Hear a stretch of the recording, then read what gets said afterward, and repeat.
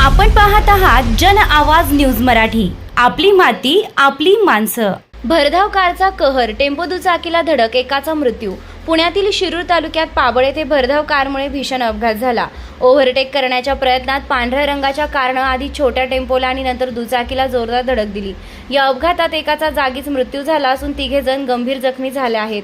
धडकेची तीव्रता इतकी होती की टेम्पोमधील महिला आणि पुरुष रस्त्यावर दूर फेकले गेले, तर टेम्पो उलटला। संपूर्ण घटना रस्त्यालगतच्या सीसीटीव्ही कॅमेऱ्यात कैद झाली असून व्हिडिओ सोशल मीडियावर व्हायरल होत आहे।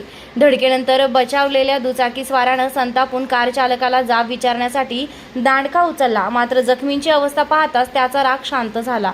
या अपघातानं वेग आणि निष्काळजीपणाचे भीषण परिणाम पुन्हा समोर आले आहेत।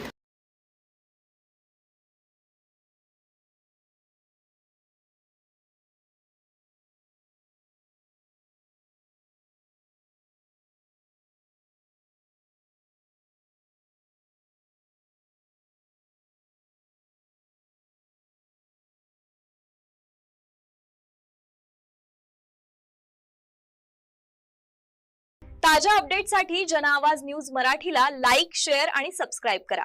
धन्यवाद।